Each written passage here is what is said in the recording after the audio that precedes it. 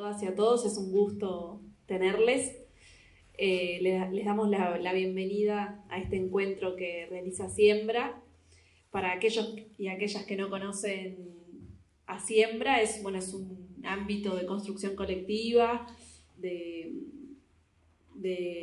conjunción de saberes, pensamiento crítico y desde la militancia y desde el compromiso de construir un proyecto, un pensamiento para los nuevos desafíos que se vienen y de pensar en el país que queremos en el presente y en el futuro. Y bueno, Siembra actualmente tiene 17 grupos, salas y espacios de construcción temáticos. Y bueno, hoy tenemos el gusto de poder estar presentando una nueva sala. Y para aquellos que no saben, Siembra realizó informes temáticos del estado del país en las diferentes áreas. Y bueno, hoy este encuentro es para presentar justamente el informe de salud. Y bueno, para eso voy a presentar a la mesa que nos acompaña. Tenemos a Federico Preve, que es médico neurólogo, docente de la Facultad de Medicina. Tenemos a Pablo Secchi, que es sociólogo, ex asesor del Ministerio de Salud. A Lucía Echeverri, que es diputada actualmente del Frente Amplio e integra la Comisión de Salud. Y a Marcos Carambula, ex intendente, presidente de ACE y del sindicato médico también, y ex senador, y bueno, podríamos seguir. Así que bueno, los dejo con esta mesa que va a ser un placer escucharlos. Fede. Bueno, buenas noches, gracias por concurrir.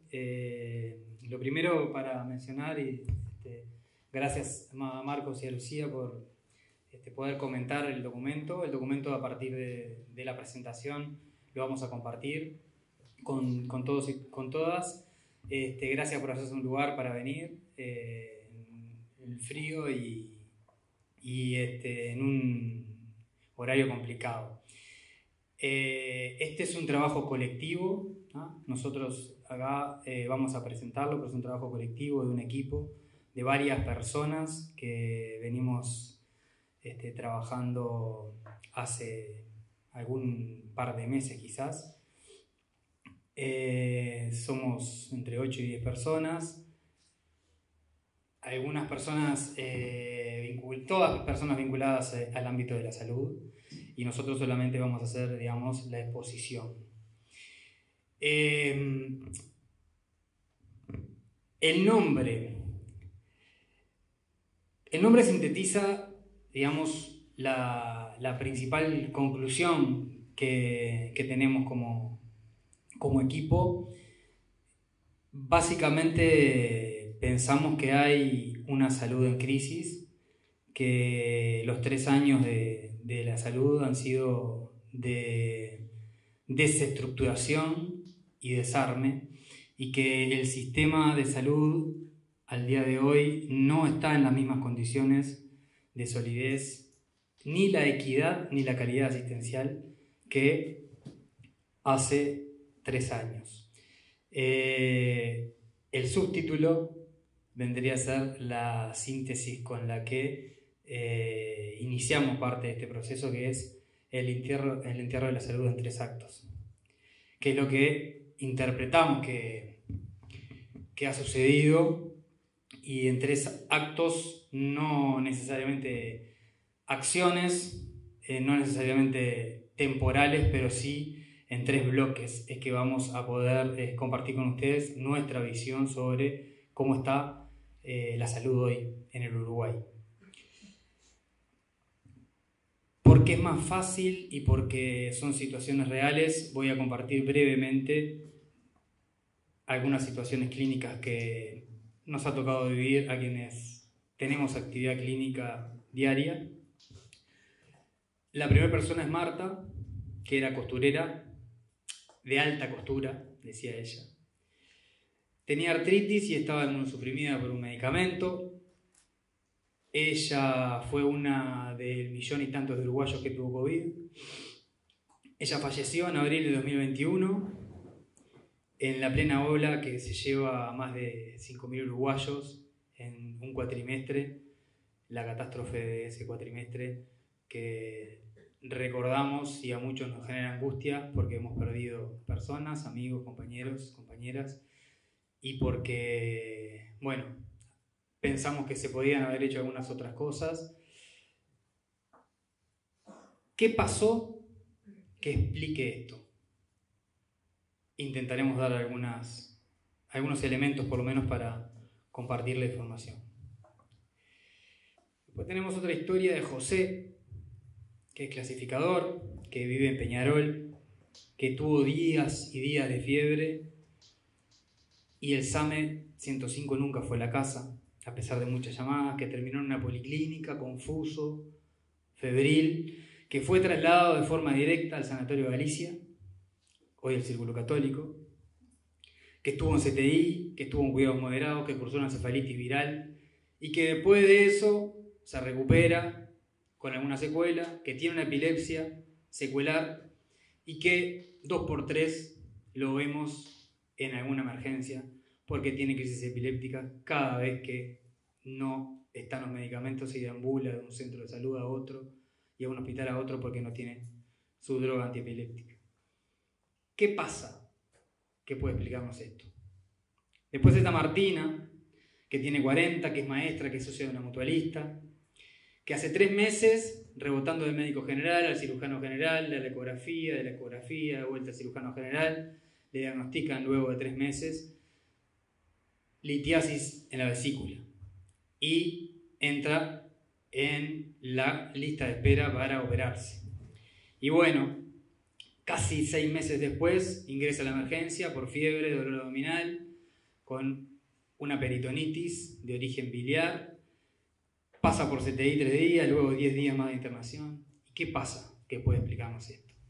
Vamos a intentar dar elementos, por lo menos conceptuales, abstractos, para que nos intenten explicar brevemente con una introducción, que quise ejemplificarlo con casos clínicos más allá de palabras, sobre la pandemia, sobre el desarme estructural de ACE que están haciendo, algunas cuestiones sobre el Ministerio de Salud Pública y una crisis mutual que estamos viviendo y algunas conclusiones para luego dar la palabra a nuestros invitados.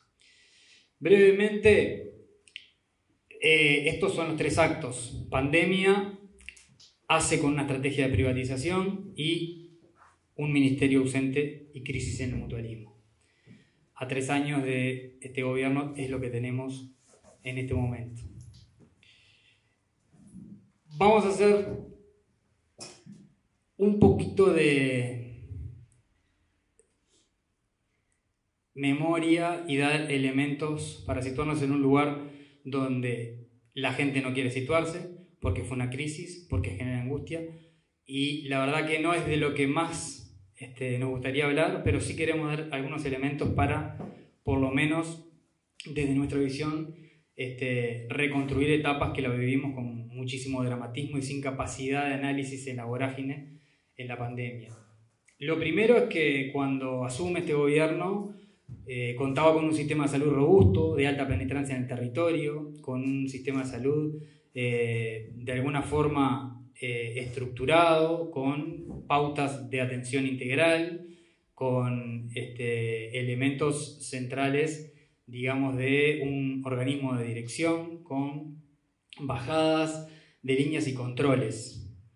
Esa alta cobertura y accesibilidad no fueron por generación espontánea. Hay una construcción permanente de 3 lustros de un sistema de salud que aumentó la cobertura a través de lo que fue DICE para lo que fue el FONASA. Esa cobertura prácticamente cubre a 2,5 millones de compatriotas, que tenía planes asistenciales, que tenía metas asistenciales, que en el último quinquenio se habían generado objetivos sanitarios que de alguna forma daban como pautas o objetivos para hacia dónde ir, y que tenía una estabilidad económico-financiera importante. Teníamos un sistema de salud robusto, tenemos un papel al inicio de la pandemia de los académicos y los profesionales fuerte, con alto soporte técnico y científico, disponible en el Uruguay también, que no fueron por generación espontánea. Muchos de los investigadores y quienes aportaron conocimiento y materia prima del conocimiento en el inicio de la pandemia fueron cerebros que volvieron del exterior a través de políticas específicas de gobiernos progresistas. El papel de la comunicación en la pandemia, bueno, ha sido para algunos de nosotros parte del logro, la comunicación que tuvo el gobierno. ¿Por qué digo esto? Porque, bueno, comunicaron muy bien a través del miedo también, pero comunicaron bien y de alguna forma blindaron y generaron una sensación de la autoprotección por encima de la protección del Estado, cosa que después en la segunda etapa o en la etapa intermedia de la pandemia fue un golpe duro. Ese tipo de política del arreglate como puedas. La comunicación generó en el primer año un autodisciplinamiento muy importante a través del miedo, como decíamos, incluso generando un poco de terror. Uno de los recuerdos que tenemos es cuando el actual ministro de Salud Pública quería a un grupo de jóvenes que se quería juntar en épocas donde no había una ola, pero sí había mucho temor, y querían hacer responsable, la metáfora era que era responsable de la muerte del abuelo, en caso que sucediera, ¿no?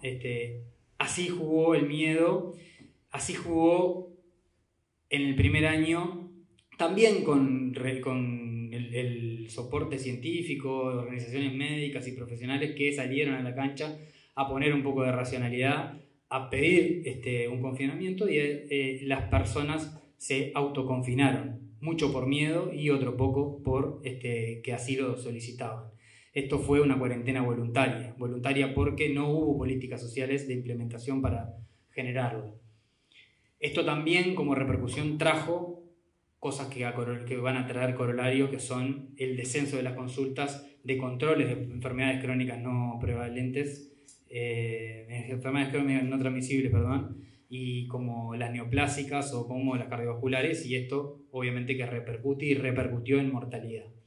Después tenemos la segunda etapa de la pandemia, donde inicia la segunda etapa de la pandemia con el inicio de 2021, con un retraso en la llegada de las vacunas. La vacunación fue exitosa, sí, pero fue tardía. Fue exitosa, sí, porque tenemos un sistema de salud de alta penetrancia y un sistema de vacunación y la conciencia de la vacunación histórica muy potente en el Uruguay. Pero la vacuna llegó tarde, y llegó tarde porque la rechazamos. También porque había una puja internacional muy fuerte, pero también porque la rechazamos. Rechazamos 3 meses antes una vacuna.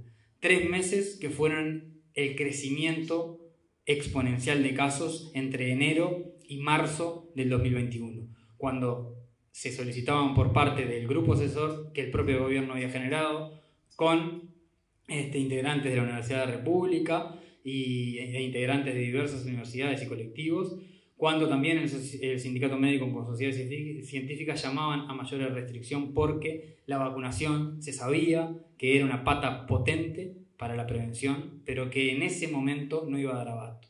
No dio abasto, tuvimos el cuatrimestre de desastre, donde lideramos en muerte más de 60 muertes por día y los 5.000 muertos que nadie se quiere acordar, pero que todos tenemos conocidos.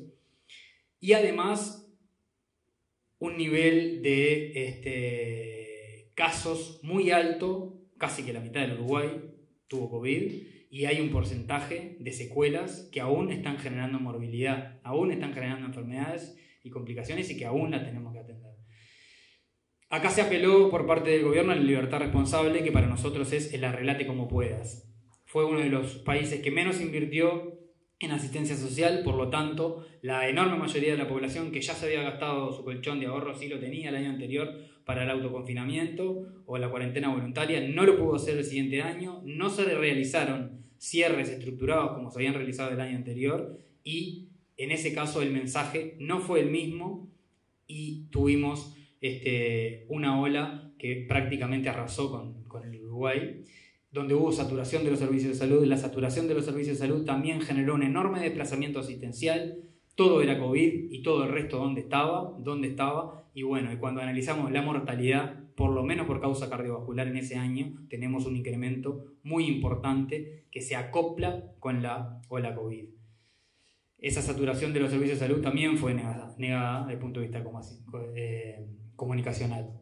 Estos son elementos básicos, va a haber más elementos y desagregados en el documento, pero el pantallazo sobre la pandemia y tener elementos. Hay dos hitos muy importantes. Uno es el hito de la vacunación tardía en un sistema de salud robusto con una vacunación exitosa pero tardía. Y lo otro es no apelar a una política integral y sí hemipléjica solamente a la vacunación cuando sabíamos que se venía y toda la comunidad científica, el GASH dejó de funcionar, hubo un enfrentamiento directo con el colectivo médico muy fuerte que aún está dejando, digamos, sus secuelas. Y bueno, el mensaje en la pandemia es que se pudieron evitar muertes, sí, claramente, se pudieron evitar muchos casos y eso lo reitero porque está escondido, pero vemos mucha morbilidad asociada a COVID y al día de hoy el manejo desde el punto de vista político, sí, porque también hubo errores políticos, pero desde el punto de vista científico hubo muchos errores que, si bien no queremos hablar del tema, tenemos que tener argumentos y herramientas arriba de la mesa porque han tenido una estrategia de comunicación muy buena. No una estrategia de gestión de la pandemia, sí de la comunicación de la misma. Hoy asistimos, y lo asistimos durante todo este tiempo, pero tapado al menos el primer año y medio por lo que fue el COVID-19, un desarme de ACE, una tendencia a la tercerización y privatización de ACE. Tenemos una empresa, porque no deja de ser una empresa pública, que asiste a 1,5 millones de uruguayos el día de hoy, un 13% más que a inicios del 2020 o a fines del 2019, como están los datos. Tenemos un 13% de crecimiento de usuarios de ACE y un recorte presupuestal que oscila entre 70 millones. Saquen sus propias conclusiones. Es evidente que per cápita se está invirtiendo muchísimo menos que antes. Este recorte es parte de la política general de recorte en todas las áreas de políticas sociales y de todas las políticas que ha tenido este gobierno. Dentro del recorte tenemos un recorte en medicamentos. Si valoramos el incremento presupuestal de medicamentos del año 2009 al 2019, hubo un incremento de 61% en ese rubro y un aumento de los usuarios del 22%. Por lo tanto, hubo un incremento per cápita o por usuario muy importante. La caída de los medicamentos en el año 20 y 21 fue de un recorte, según las rendiciones de cuentas, de 9 y 30% respectivamente, lo que hace en el acumulado a valores corrientes de un 37% de recorte presupuestal en el rubro de medicamentos. Para esto también hemos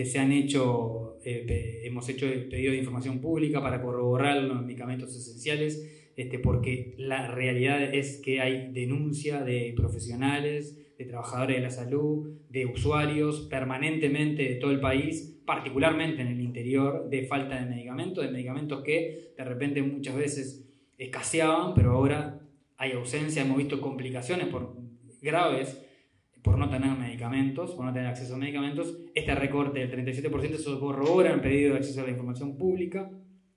No solo se corrobora el recorte de medicamentos esenciales en 5 de cada 10 medicamentos, sino la caída del stock, lo que habla que el medicamento, más allá de que haya recorte, se está consumiendo lo poco que hay, ¿no? Si a final de cada año vamos recortando el stock, y los stocks sirven justamente para cuando hay imprevistos que los hubo en 2022, porque al fin del 2021 estuvo el incendio de Fármaco Uruguayo. Entonces, el recorte de medicamentos cotejado, porque han salido a informar que hay un aumento, hablando de un incremento presupuestal que muchos de nosotros entendemos que es porque ponen el gasto de fondo COVID, que es un gasto coyuntural y no estructural, dentro de valores que sueltan muy fácilmente a la opinión pública. Una reducción salarial con la promesa de llegar a los mismos valores al final del quinquenio, que aún, no está cotejado porque depende de la rendición de cuentas que entra ahora. Y después hay un par de capítulos importantes. La crisis que hubo de recursos humanos puntuales en 2 centros de referencia de Montevideo, como el Hospital Maciel y el Hospital Villar de Bo, con especialistas, que aún no ha tenido solución. Ahora están cinchando de esa sábana para ahí, pero desprotegiendo otros hospitales. Por lo tanto, hay problemas irresueltos con este tipo de recursos humanos. Ni que hablar en el interior del país, que la crisis es prácticamente que estructural. Y tenemos el tema de los desvíos de fondos públicos a sector privado. Particularmente, hay 2 denuncias que son de conocimiento público. El incremento de gastos en camas de CTI desde ACE al Círculo Católico, bajo el mismo convenio, comparando 2018 con 2018 y 2019 con 2020-2021, un incremento del 60% bajo el mismo convenio. Desde la empresa excluyendo el COVID, desde la empresa hacia el Círculo Católico. Luego el Círculo Católico, y esto ameritaría para una charla completa, de hecho creo que va a haber una interpelación. Luego el Círculo Católico compra Casa de Galicia, una compra en una puja donde no participaron otras empresas, donde no participó ACE, donde se aprueba un préstamo express para la compra y donde también por algunas pautas arbitrarias la mitad de los socios de Casa de Galicia quedan en el Círculo Católico. Demoras en la contratación de recursos humanos por el Círculo Católico, con lo que genera un buffer de dinero de cápitas. Si hacemos un promedio de la cápita por 20.000 usuarios en ese mes que no se contrataron recursos humanos, a $100 por 20.000, hagan sus cuentas, $2 millones ya tienen amortizado el préstamo con un mes de tener los 20.000 usuarios de Casa de Galicia sin contratar recursos humanos, que es el gasto estructural más pesado en la salud. Y me permito hablar para quienes somos de Salto, sabemos lo que costó que un IMAE funcionara en Salto. Imaginen lo que costará que 4 IMAE funcionen en el área metropolitana de alta competencia. Bueno, hay 4 IMAE de regalo allí para una mutualista de Montevideo en esa puja. Y después de eso, $1 millón por mes, septiembre, octubre, noviembre y diciembre, desde ACE al Círculo Católico, de otro pedido de acceso a la información pública.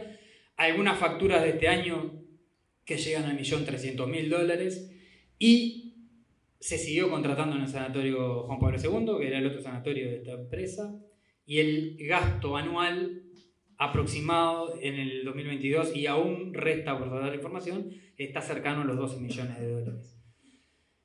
Hay claramente otras mutualistas que también son contratadas por ACE, o una mutualista que es más grande que el Círculo Católico y que también tiene convenios con ACE que podría recibir derivaciones, tiene un promedio de contrataciones desde ACE hacia esa mutualista por todo concepto de $40.000 por mes. Entonces, ¿y qué pasa con esto? No, lo que pasa es que el presidente de ACE era el director técnico del Círculo Católico y el gerente general de ACE era una autoridad del Círculo Católico. Entonces, conflicto de interés hay.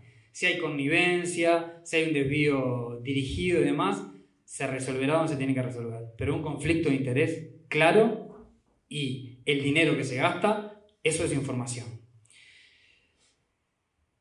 Y bueno, dentro de esto de la contratación de privados está lo que Lucía y su equipo han estado investigando también, la contratación que ya lleva $20 millones gastados a una empresa de servicios portuarios que brinda, sin tener habilitación, servicios de ambulancia especializados y no especializados, con todo lo que esto implica de irregularidades, no solo poniendo en riesgo la salud de la gente por una empresa que no está habilitada, sino además el enorme monto de dinero, y además que por arte de magia llega la propuesta días antes que soliciten los presupuestos a las cámaras de emergencias médicas.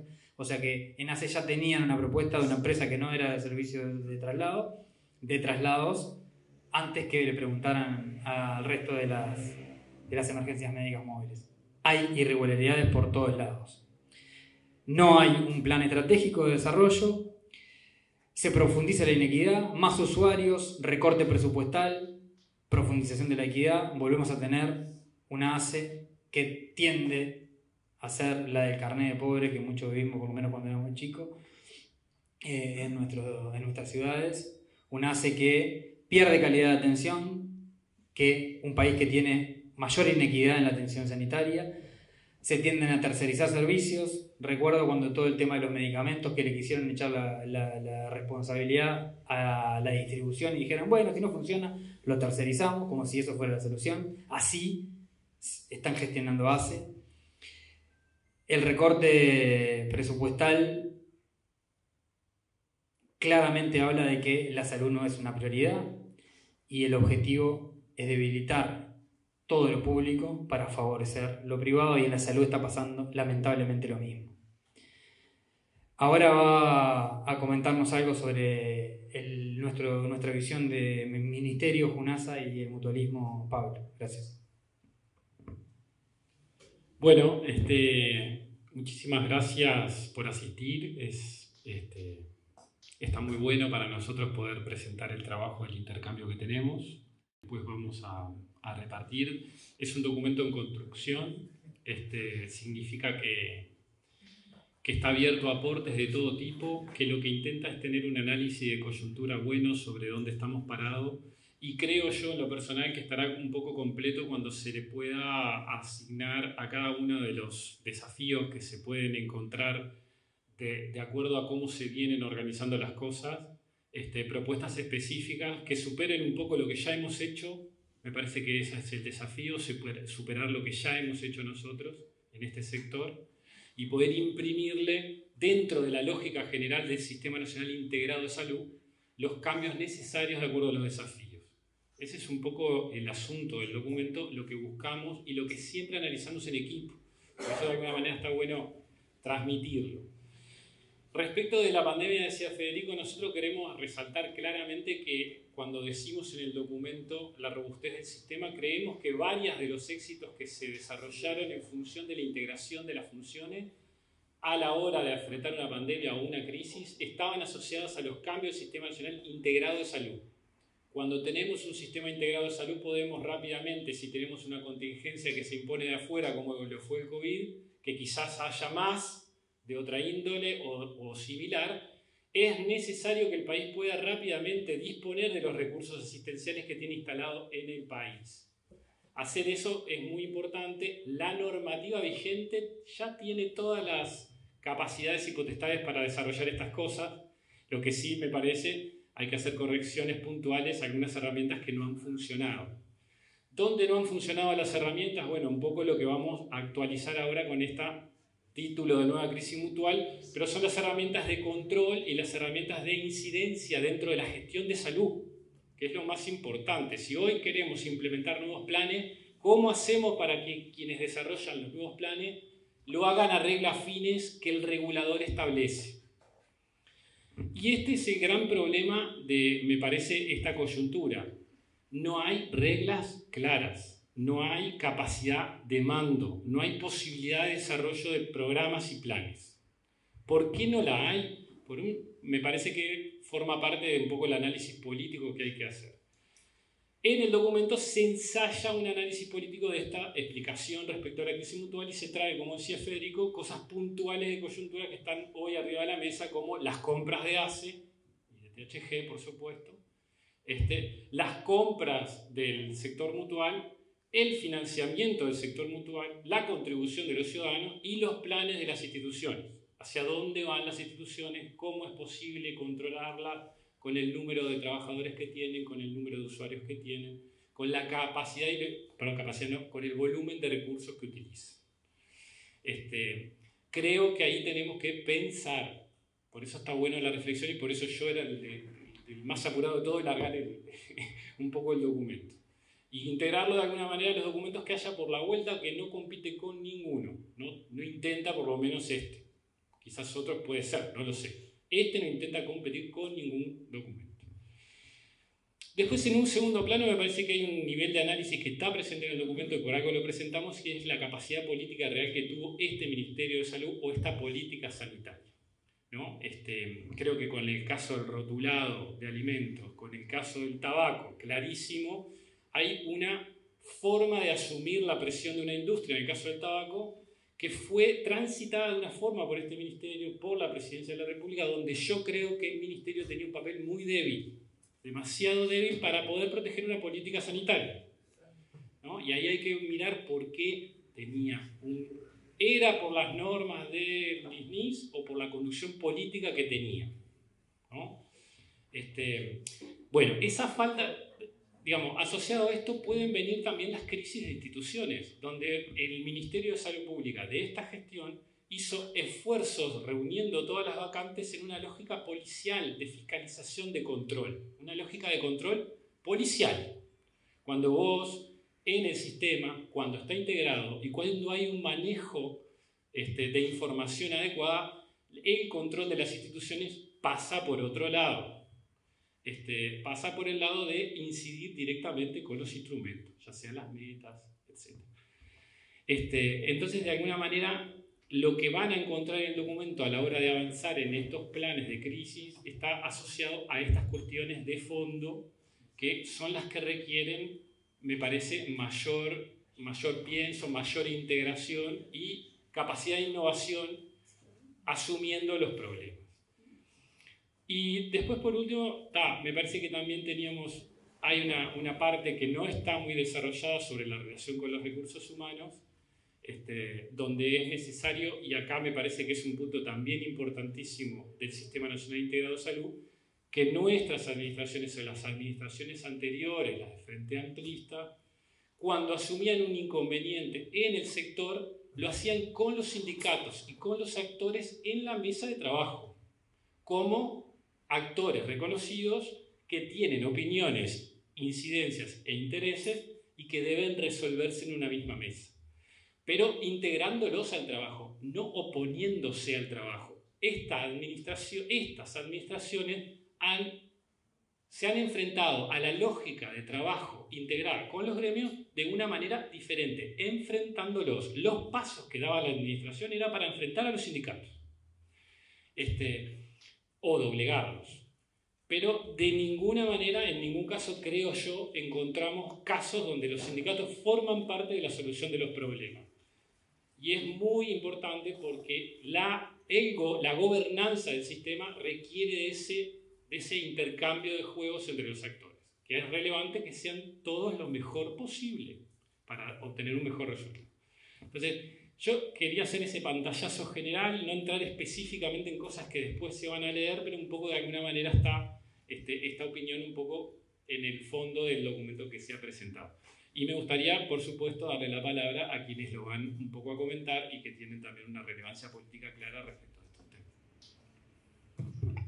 temas. Confieso que estoy saliendo muy poco de las piedras, estoy medio encerrado ya en la cueva, salvo Jorge para ver a Peñarol y a mis nietos, pero demás me cuesta salir.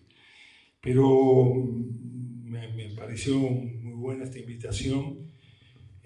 También asumo que hay aquí colegas que son fundamentalmente administradores y gestores de salud, mucho más preparados y capacitados como para hacer una opinión acerca de este documento que leí con mucho detenimiento. De cualquier manera, siento el compromiso en hacerlo. Quiero además, me parece muy lindo esta convocatoria porque bueno, no solo saludar, sino que tengamos a nuestro exministro, a Jorge, a los dos Jorges, a la presidenta del Colegio Médico, el senador, el Pepo y otros compañeros que han trabajado en los temas de salud muy destacados, me parece sumamente importante.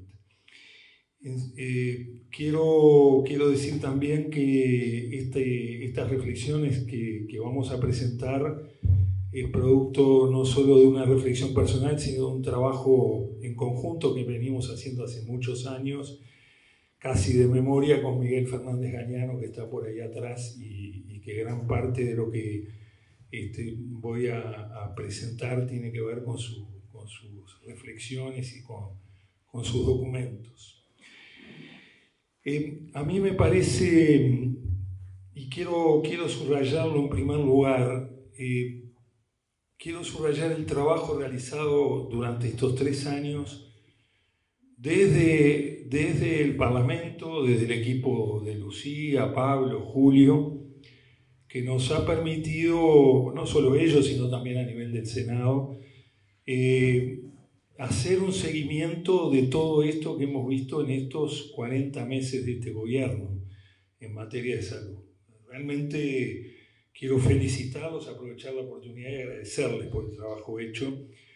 Lo mismo que en la persona de Federico, el trabajo hecho por Federico, por el sindicato médico, por los trabajadores de la salud, pero en particular lo que se ha hecho desde el sindicato médico. Me parece que ese seguimiento exhaustivo y riguroso de cada uno de los temas que se analizan en este documento y que hemos podido apreciar a lo largo de estos años es sumamente importante.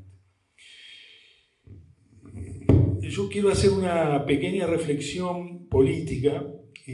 Nosotros estamos prácticamente en el mes número 40 de este gobierno, es decir, 2/3 de este gobierno. Y estamos, afortunadamente, a 20 meses de que termine. Entonces, nosotros de alguna manera, me parece que hace bien este documento en analizar lo que han sido estos 40 meses. Y si ustedes quieren, me parece que nosotros tenemos que hacer un enorme esfuerzo de un viraje o de un levantar las miras pensando en los 20 meses que nos quedan y de ahí en adelante. Sobre todo de ahí en adelante. Porque estamos animados con el mayor optimismo de que vamos a volver, tenemos que volver con todo el bagaje de lo que hicimos, aciertos, errores, evaluaciones, y al mismo tiempo recuperar lo que se va perdiendo, que ustedes analizan muy bien en el documento, y al mismo tiempo ya fijar metas. Y quiero hacer junto con esto una reflexión más. Aquí habemos actores que a lo largo de la gestión de nuestros 15 años de gobierno estuvimos en diferentes lugares de responsabilidad. Lo veo a Martín Valcorba, cuántas veces en el Ministerio de Economía, Pablito de un lado, nosotros del otro, ACE, trabajadores, etc., estuvimos viendo los temas que nos afligían. Cuántas veces con el rol rector del Ministerio de Salud Pública y los efectores estuvimos analizando lo mismo que a nivel universitario. Entonces, hace falta que después nos veremos, no yo que ya estoy fuera de combate, pero sí quienes asuman nuevas responsabilidades, nos volveremos a ver en diferentes responsabilidades. Y es fundamental que desde ahora tengamos claro a qué objetivos vamos, que trabajemos, que nos concentremos en actuar con responsabilidad en estos 20 meses que quedan hasta que asumamos nuevamente el gobierno para plantearnos los objetivos hacia adelante. Y un último aspecto preliminar, trataré de ser lo más breve o ajustarme más o menos a los tiempos. A nosotros nos parece que es fundamental hacer esta evaluación sistemática. Fíjense, 2007 se aprueba la ley del Sistema Nacional Integrado de Salud. 2017, esto me lo recordaba Miguel, hay un documento interesantísimo del Frente Social de Salud, donde se plantea una evaluación de los 10 años de gobierno y del sistema integrado de salud, con una serie de puntualizaciones bien interesantes, y en ese momento se plantea, que algunas de las cosas voy a referirme ahora, la necesidad de una segunda generación de reformas en materia de salud. Y yo creo que ese es el objetivo. Nosotros tenemos que recuperar todo esto que nos van a dejar, pero al mismo tiempo levantar las miras hacia una segunda generación de reformas. 10 años o 20 años después de la ley del sistema integrado de salud, que fue una de las grandes conquistas del pueblo uruguayo bajo nuestros gobiernos. Dicho esto, creo que este documento hace un seguimiento, como decíamos, exhaustivo, marca la ausencia del plan estratégico, el recorte de los medicamentos, desvío de fondos a privados, falta de especialistas. Estoy poniendo los títulos, después me voy a referir en particular a algunos de los temas.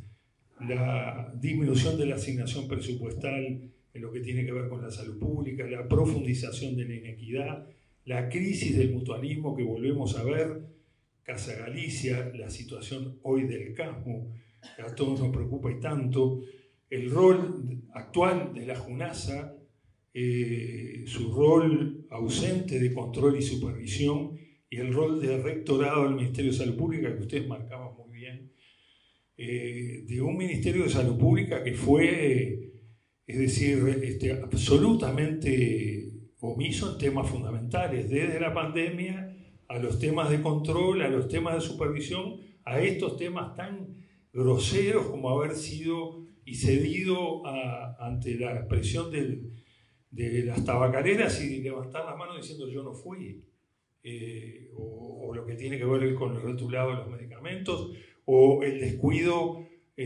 producto de una serie de faltas de prioridades de todo lo que era temas fundamentales en otras patologías, la patología materno-infantil que tanto ha denunciado Leo, como la patología cardiovascular, como la patología de las enfermedades no transmisibles, particularmente oncológicas.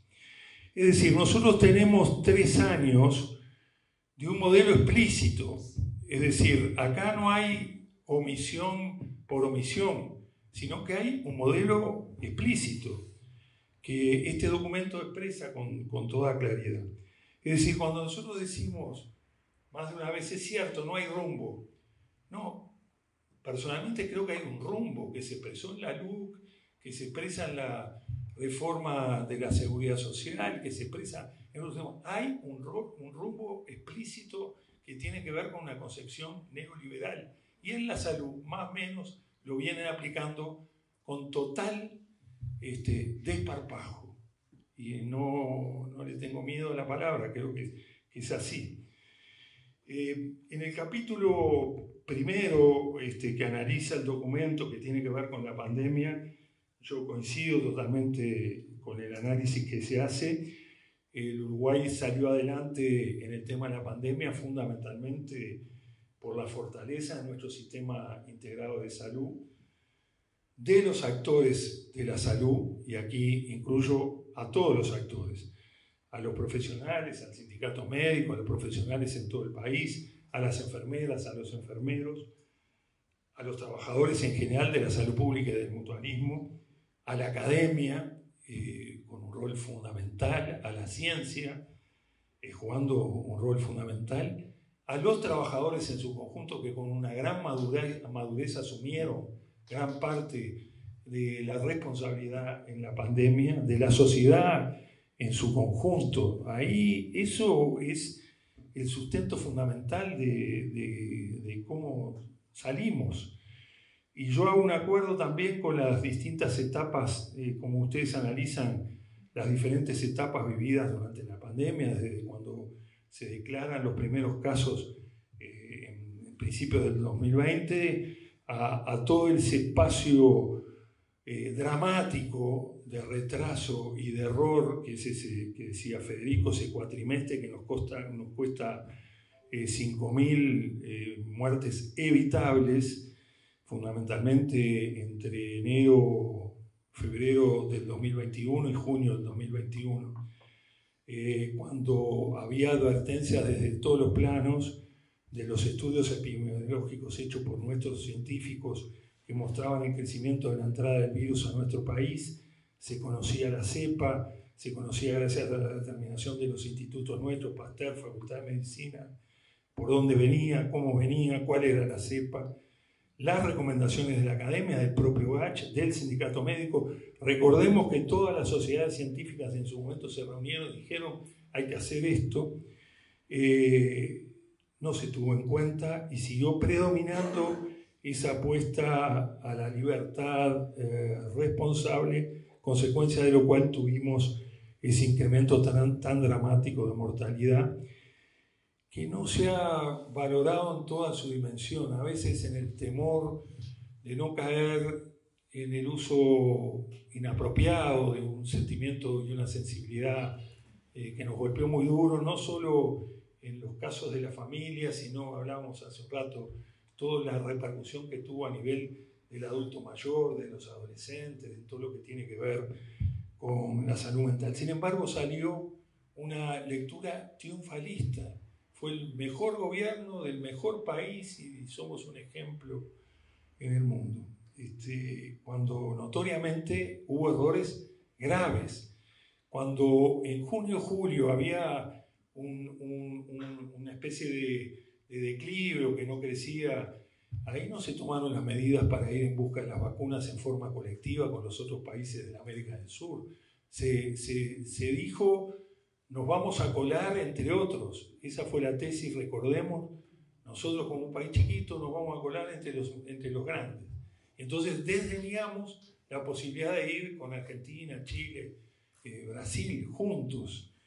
Desdeñamos, como se denuncia aquí, la compra en un determinado momento y todo cayó sobre un funcionario al cual le atribuyeron la negativa de comprar las vacunas. Yo tomo, además en lo que hace a la pandemia, algunas consideraciones que hace Miguel. En los aspectos sociales, además, la gestión de la pandemia se basó en la teoría de la responsabilidad individual y se desprotegió a los sectores más vulnerables. Es decir, no solo el concepto del Maya Oro, que también escuchamos, sino también la responsabilidad individual. Y eso es asimetría pura. Vaya uno a pedirle la responsabilidad individual que la tuvieron a los trabajadores que no tenían trabajo, a los zafrales que no tenían trabajo, a la gente que se quedó en la calle, y vaya así la solidaridad de nuestro pueblo a través de las ollas populares, de los trabajadores, de los barrios, permitieron de alguna manera resolver una responsabilidad del Estado que tuvo claramente omiso. El abordaje, dice Miguel en un documento que estuvimos viendo, debilitó además el primer nivel de atención, careció de integralidad, dejó de lado otros problemas relevantes y desestimó, y esto es muy importante, el rol de los territorios y sus actores en la prevención y en la atención. En los momentos más críticos durante los primeros meses de 2021, esta misión del Estado significó para el Uruguay estar entre los primeros países del mundo en materia de contagio y de muerte, desoyendo todas las propuestas de las organizaciones sociales, de la academia, todas las propuestas de diálogo. Buscamos a través de los gremios, de los actores políticos, de las diferentes responsabilidades de la universidad, generar instancias de diálogo para una suerte de acuerdo nacional y encarar como una cuestión de claro contenido nacional donde debemos de estar todos en enfrentar a la pandemia. No se tomó así, se tomó y se siguió el criterio de la libertad individual y el concepto de que cada cual fuera resolviendo de acuerdo a su concepto. Queda mucho en este caso y sobre todo hay algo que a nosotros nos obsesiona que tiene que ver con que recordarán ustedes que en aquel momento todos hablábamos de la nueva normalidad. Estábamos todos con una gran incertidumbre, con un gran temor, cursando encerrados en nuestras casas, y escuchábamos a los actores locales y internacionales: habrá una nueva normalidad en el mundo y en la región y en el país. Nada de esto ocurrió, el mundo está otra vez en guerra, las consecuencias o las causas de este virus que nos azotó y que seguramente vendrán otros, tiene que ver con los desequilibrios ambientales del modo capitalista de producción, con una explotación indiscriminada de los recursos y alterando todos los ciclos. Eso tampoco ha estado en lo que es el análisis de un concepto de abordaje integral en la post-pandemia. Y a eso agregamos las consecuencias propiamente de la post-pandemia, los temas vinculados a la salud, patología respiratoria, patología cardiovascular y fundamentalmente lo que tiene que ver con la salud mental, la alta tasa de suicidios y todas las repercusiones que seguramente no hemos evaluado en su dimensión. Y aparte, lo colateral que tiene que ver con el deterioro de la salud materna infantil, el aumento de la mortalidad materna, algo que veníamos logrando bajar claramente, logrando en el Pereira Rosell las mejores cifras, y volvemos pasos atrás, como en otros pasos como las enfermedades crónicas no transmisibles, y algo que ha documentado Lucía en sus trabajos, toda la ausencia de controles vinculados a las enfermedades oncológicas. Entonces, eso en primer lugar. En segundo lugar, y lo analizan ustedes muy bien, la crisis del sistema de salud, el deterioro de los servicios públicos y privados que lo conforman.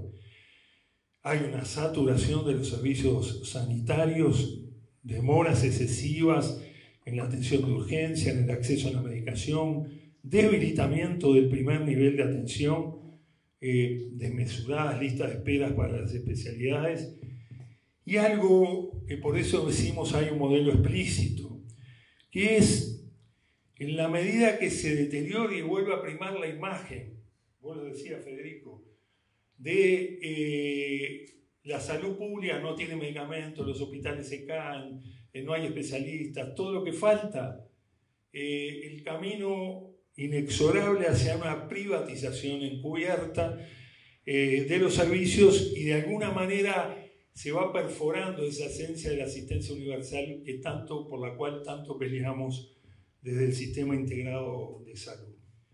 Y nace esto clarísimo, desde el presupuesto inicial de ACE de $300 millones a los 1.100 millones de dólares que culminó ACE en el 2019, y la rebaja que tú también lo graficabas, que lo grafica el documento, en los últimos 2 años de más de $70 millones en 2021 y ahora 2021-2022, las cifras que ustedes dan.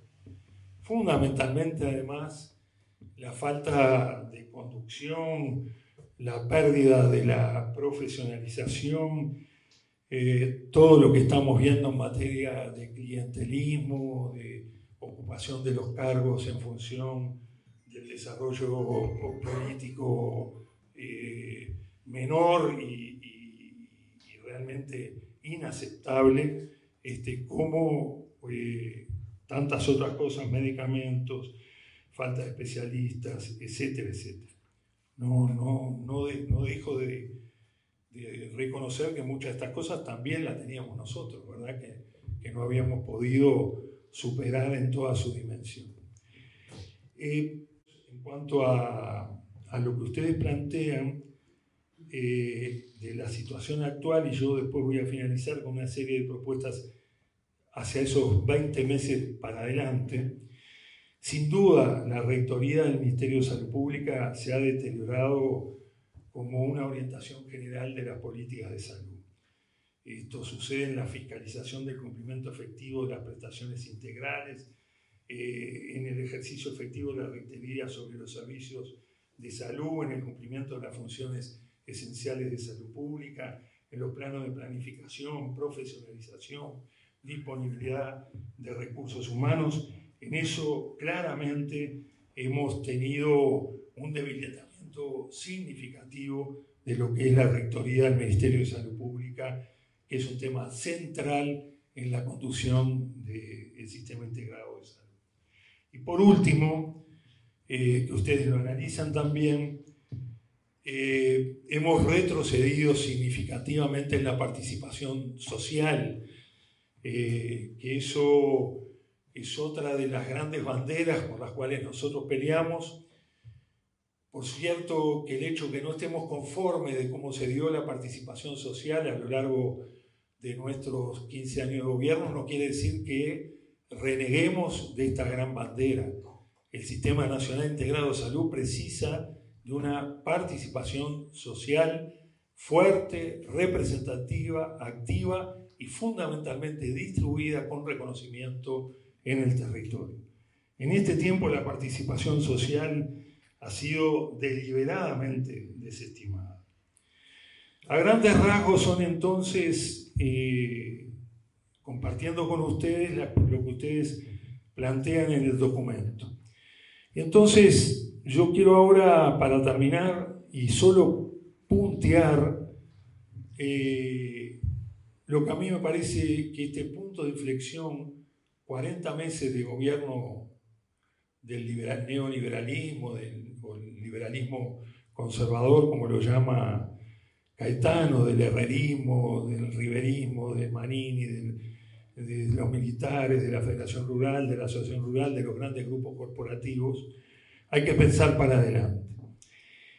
Miguel, en un trabajo que hizo para el Diario Médico, plantea la necesidad de la defensa integral de la salud pública. Y a mí me parece que esto es un tema clave. La visión integral de la salud pública, partiendo de que no cumplimos los objetivos. Él dice, la Organización Mundial de la Salud, y queda tan lejos esto, había dicho salud para todos en el año 2000. Estamos en el 2023. Qué lejos estamos. Qué lejos estamos. Entonces, una visión integral de la salud pública como primera cosa, una estrategia de salud que cruce todas las políticas. Acá nos parece que debe haber una visión, no solo en salud, pero en los temas de determinantes sociales, pensando hacia el futuro, debe haber un cruce de las políticas de salud que atraviese el conjunto del pensamiento estratégico hacia el futuro, con una rectoría fundamental de la Autoridad Sanitaria Nacional. Y entonces, yo me permito, para terminar, enumerar, porque inclusive están en ese documento que se preparó con un proyecto de ley, inclusive que estuvo el compañero Charles Carrera, bueno, trabajamos otros compañeros en el 2017, hacia una segunda generación de reformas. Y esto tiene que ver, yo lo punteo 12 puntos, y los punteo nada más para terminar. En primer lugar, afirmar la rectoría definida que defina el Plan Nacional de Salud, que define un sistema de información, que define una política de medicamentos, que defina la forma de fiscalizar, controlar y supervisar con un concepto de carácter de integración. En segundo lugar, la necesidad de una complementación obligatoria y equitativa. Ahí no llegamos, no pudimos lograr una complementación territorial obligatoria y equitativa. En tercer lugar, la implementación de las redes integradas de salud pública y privadas, fundamentalmente con una visión de territorio. En cuarto lugar, y aquí yo creo que hay un gran tema que para mí es uno de los cuellos de botella, lo vivimos en ACE, uno de los cuellos de botella en el futuro del Sistema Nacional Integrado de Salud una vez que volvamos a ser gobierno, que tiene que ver con los recursos humanos, que tiene que ver con una ley marco de recursos humanos, que tiene que ver con seguir avanzando en las funciones de alta dedicación, que tiene que ver con la cantidad, calidad y distribución en el territorio de los trabajadores de la salud, no solo médicos, enfermería, sino el conjunto de trabajadores de la salud.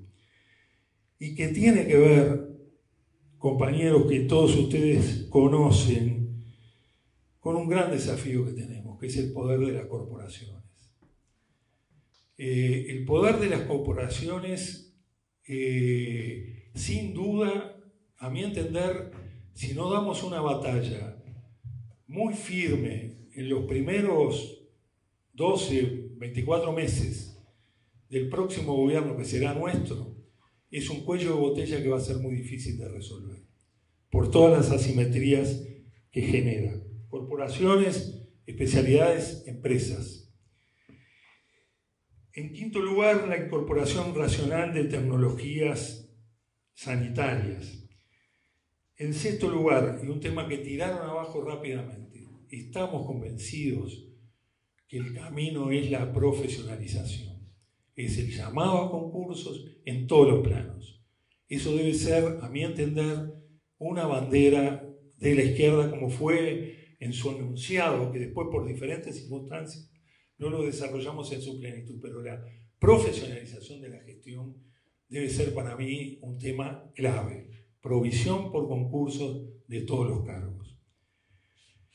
Séptimo, nosotros habíamos trabajado mucho, que por cierto, esta administración terminó en contratar a una empresa naviera en materia de traslados. Hace falta un sistema nacional de traslados que incorpore el sistema público y que incorpore el sistema privado, pero con reglas claras, abordando el país, y un sistema nacional de traslado aprovechando las distancias, los lugares. Nosotros trabajamos mucho con la OPP y con el Ministerio de Planificación Territorial en una necesaria planificación territorial, viendo los puntos, los lugares, la circulación, no en función de los temas y mapas políticos, sino en temas de los traslados, las carreteras, las rutas y los centros de referencia. Y allí es necesario, junto con el sistema de traslado, el fortalecimiento del primer nivel de asistencia, el fortalecer en este esquema regional y de descentralización y regionalización las estructuras sanitarias de segundo y tercer nivel. Imprescindiblemente, el punto 10 es la integración del Hospital de Clínicas al Sistema Nacional Integrado de Salud. La dimensión del Hospital de Clínicas como hospital de tercer nivel, pero al mismo tiempo la dimensión como referencia regional nos obliga a que el Hospital de Clínicas se integre al Sistema Nacional Integrado de Salud. Tenemos que trabajar en una fijación de precios de transferencia, de referencia, con reglas absolutamente claras. Allí hay y se producen unas inequidades impresionantes que también alteran el equilibrio del sistema. Se planteaba en aquella propuesta de una segunda generación de reformas la necesidad de crear, con los propios recursos de la salud pública de ACE, un Instituto Nacional de Investigación en Salud. Nosotros entendemos que en un presupuesto, entendemos que en un presupuesto de 1.100 millones de dólares es posible encontrar los recursos como para generar un fondo de investigación en salud y evaluar los resultados y desarrollarlo. Termino con un tema que a mí me obsesiona en todos los órdenes y planos del futuro, aprendiendo de nuestros errores. Yo creo, compañeros, que en toda propuesta de una segunda reforma de generación en salud, que es lo que tenemos, a mi entender, en este punto de inflexión, empezar a trabajar ya hacia los 20 meses que nos quedan, tenemos que sustanciar una ética radical. Una ética radical. Nos pasa a nosotros que las funciones o los cargos de alta dedicación muchas veces son desnaturalizados por nuestros propios colegas. Nos pasa que muchas veces las responsabilidades que tenemos no las cumplimos acorde a lo que marca nuestra responsabilidad, ya sea en lo que marca nuestro contrato, lo que marca nuestra responsabilidad fijada. Nos pasa que en la superposición a veces de responsabilidades distraemos o dejamos de dar prioridades a quienes correspondan. Entonces, y aquí está la presidenta del Colegio Médico, desde luego que tenemos un código de ética médica, pero yo entiendo que cuando asumamos debemos instalar un concepto de ética radical de los trabajadores de la salud. Me parece que eso es absolutamente imprescindible. Compañeras que trabajaron en este primer estado de la salud. Y segundo, además, decir que estoy además de honrada con muchísima alegría de que haya muchos espacios y muy distintos en su conformación para producir conocimiento. No se trata si el conocimiento es el correcto o el incorrecto, sino es producción de conocimiento de gente que está comprometida con que nuestro pueblo viva mejor. Así que el que sea, bienvenido desde todos los lugares. Así que Siembra siga apostando, abriendo la cancha y que haya muchos espacios más, bienvenido sea. Me parece que eso es fundamental. Es generar conocimiento y es compartirlo. No la propiedad del mismo, sino que podamos colectivizarlo. Me parece que es de las cosas más importantes y más revolucionarias en este momento de tanta propiedad privada, de mercado y de privatizar, que abramos las puertas para generar conocimiento entre todos. Bienvenido sea, el que sea, ¿no? Con la gente que tuvo la oportunidad de la academia, la oportunidad de la vida, tener o no tener responsabilidades, bienvenido sea.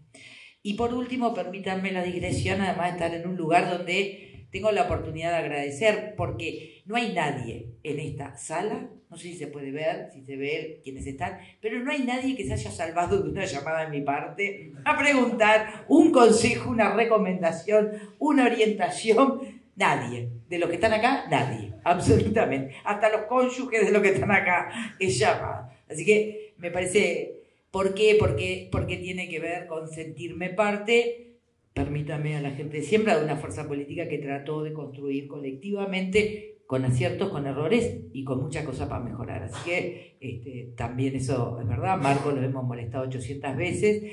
Todos acá, no queda nadie, todos saben que es así.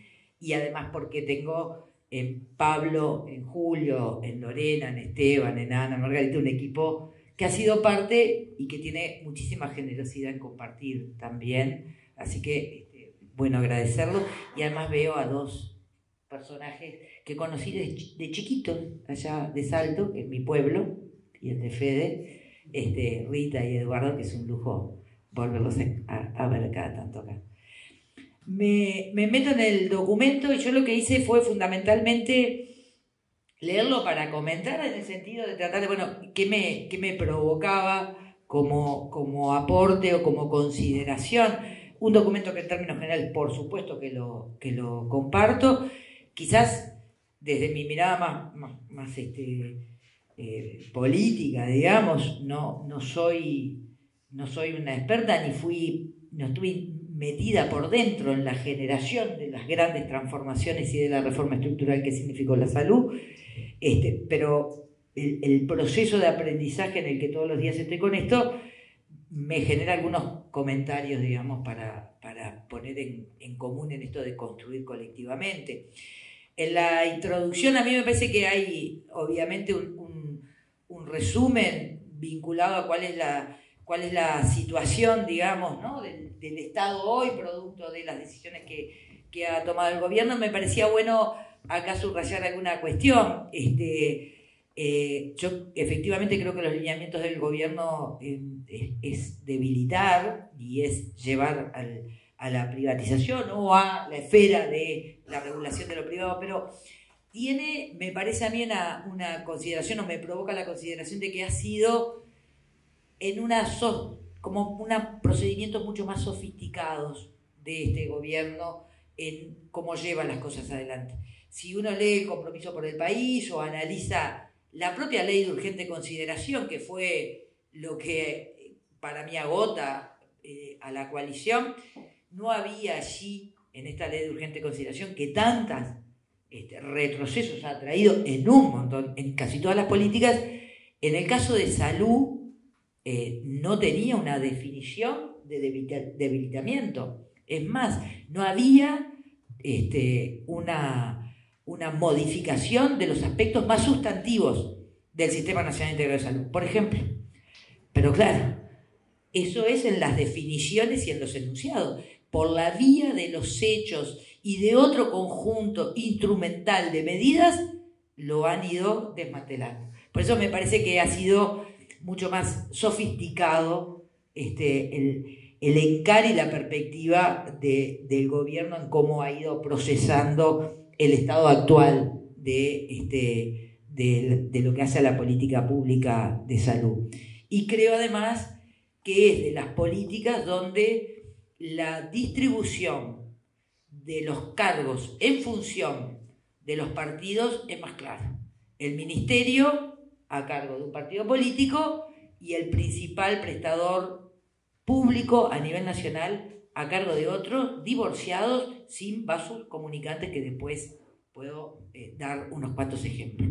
Entonces, creo que ahí hay una conjunción importante.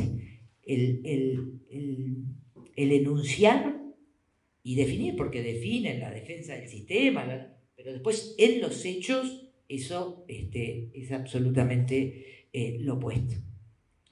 En el primer bloque, digamos, que es el análisis de la pandemia, obviamente comparto lo que me gustaría subrayar allí cuando se habla de lo que significó tener este sistema robusto para enfrentar la pandemia, y se subraya sobre todo lo que tiene que ver con el modelo de gestión y los modelos de financiamiento.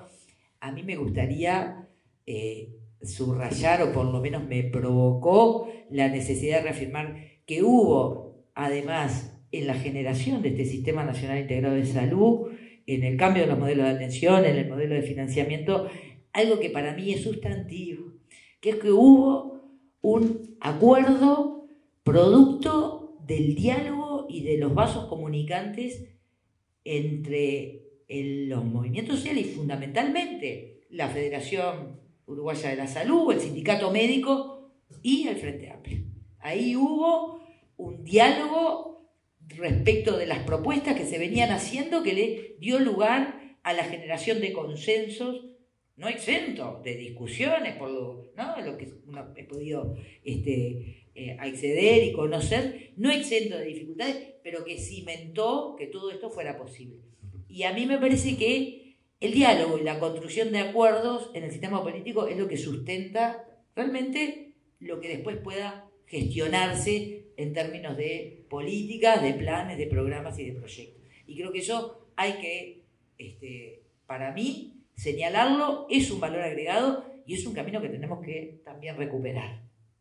Eso no significa que estemos todos de acuerdo en todo, significa que sobre la base de esa interacción y de esa posibilidad de construir diálogo es que tienen además, por supuesto, aspectos seguramente en común desde lo ideológico, es lo que permite tener estas definiciones. Y sucedió con la reforma estructural de la salud. Por otro lado, creo que también implicó este Sistema Nacional Integrado de Salud la posibilidad de que efectivamente el Estado empezara a fortalecerse, ese Estado que en el 2005 venía golpeado en todas las áreas, pero permitió recuperar esa perspectiva, por sintetizarlo de alguna forma, de estado de bienestar, generando la protección social en un área tan importante y tan sensible como era la salud. Buscó generar los equilibrios y dar garantías de cobertura y de calidad al conjunto de la población, y no dependiendo del poder adquisitivo. Entonces ahí hay también conceptualmente, desde el punto de vista político e ideológico, algo que atravesó la construcción de esta reforma estructural y la creación del sistema, que hay que tenerla presente y que hay que volver a caminar sobre ese trecho, por supuesto, distinto. Y lo otro que creo que es absolutamente, para mí, importante y que está reflejado de alguna manera en esta valoración de cómo fue el arranque del sistema, es lo que tiene que, cuando menciona y habla de las nuevas capacidades que se generaron, los planes asistenciales, yo creo que en esto, además, fundamentalmente, es imprescindible la evaluación sistemática, acordada, establecida como parte de la política de lo que se está haciendo. Eso permite revisar donde hay necesidad de ajustar, corregir errores, pero generar además las nuevas medidas. Tiene que ser la evaluación una definición política. Así como hablabas de la ética, la evaluación también tiene que ser parte de la política. Tenemos que revisar. La realidad cambia, y sabrán ustedes mucho más los médicos, ¿no?, de quienes aprendido. Bueno, las realidades epidemiológicas también cambian del país. Bueno, tenemos que ir cambiando ese sistema, esas prestaciones, las metas, en virtud de los cambios de la realidad. Entonces, a mí me parece que la evaluación tiene que ser, si es el ministerio, ¿en qué organismo lo depositamos? Tendremos que discutirlo y será para el futuro, pero tiene que tener para mí una definición política, porque hace a la fortaleza del sistema y eventualmente a la segunda generación de reforma en ese sentido. Respecto al papel de la academia y la comunidad científica, que comparto también las consideraciones, yo quisiera agregar acá que esta afirmación de la reserva de experiencias, de conocimiento científico acumulado en el país, de las capacidades instaladas, que lo han mencionado todos, yo creo que agrego a eso que además permitió al conjunto de la ciudadanía, en cualquier rincón de este país, con mayor o menor grado, pero una visibilidad del desarrollo científico que teníamos como país, que creo que nos sorprendió a todos. No solamente en términos de infraestructura instalada, de equipamientos y de tecnología, sino de la calidad desde el punto de vista de los recursos humanos.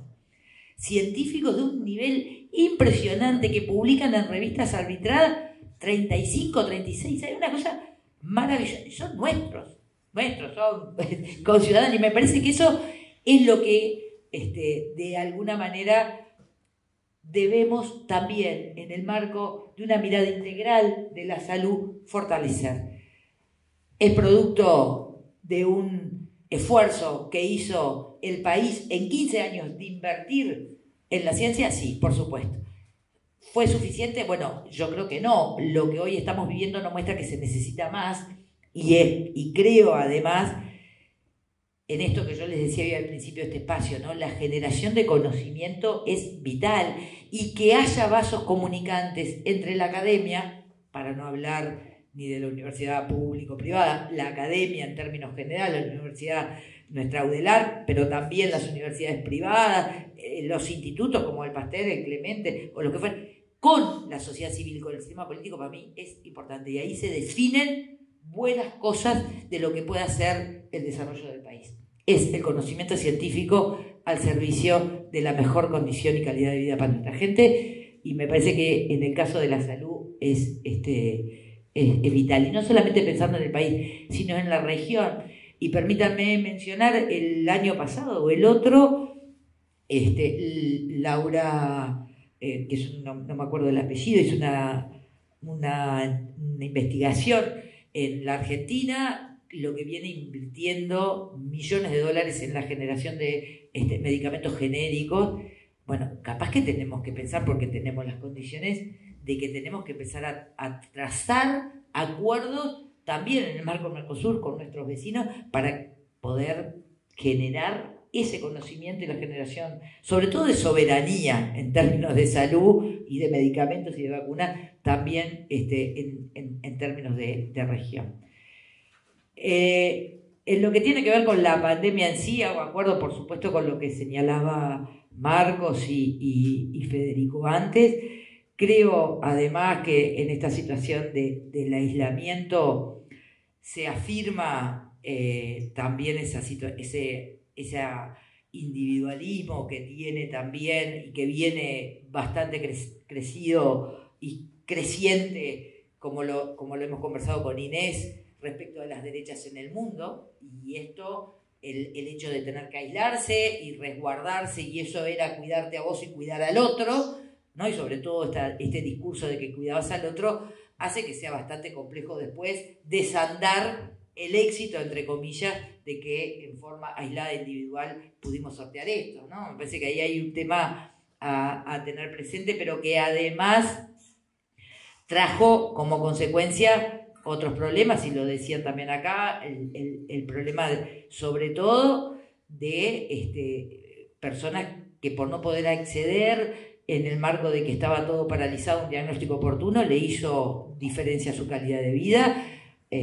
o cirugías que debían hacer si no se hicieron, se reprogramaron, y eso hace también seguramente algunas de las muertes que eran evitables, pero sin duda alguna también a comprometer la calidad de vida de muchísima gente, más allá de que a los prestadores les haya significado desde el punto de vista económico-financiero no sé si denominarlo ahorro, pero efectivamente existió. Entonces ahí hay un problema, y un problema que sigue, ¿no? Un problema que sigue instalado, el del ahorro por ese lado. Y lo otro que me parece que ahí hay otra cuestión que tenemos que valorar es cuánto impactaron estas medidas en problemas que hoy tenemos y que no hemos, ni el sistema ni el gobierno ha tenido. El sistema creo que limitaciones desde el punto de vista de los recursos humanos y de la falta de controles. El gobierno de voluntad política, que es todo lo que tiene que ver con la salud mental, que se ha visto realmente agravado producto de también ese sálvese quien pueda, o del meterse para adentro en ese aislamiento responsable, digamos, la cuarentena voluntaria.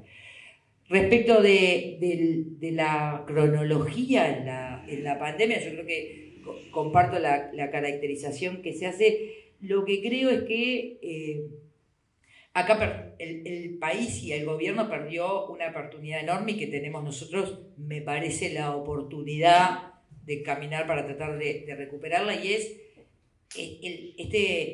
esta mirada integral que marcaba Marcos, ¿no? Entre una pandemia que tiene condicionantes y causales vinculadas a cuestiones ambientales, y esta necesidad de mirar la salud también desde la mirada ambiental, y la mirada ambiental también desde lo sanitario.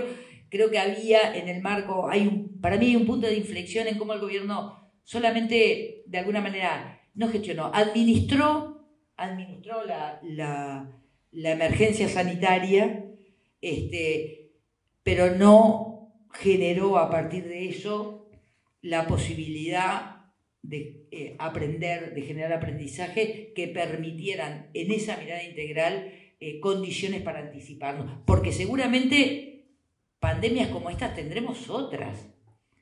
Este era el momento seguramente de avanzar en la generación de aprendizaje para el diseño de políticas, el diseño de programas, de planes, de proyectos que permitieran o que nos permitan estar en mejores condiciones como país, en una mirada integral entre ambiente y salud para responder. Eso, ese tren en este gobierno no está. Yo creo que es parte de nuestros desafíos, digamos, como país y como fuerza política para 2025 en adelante.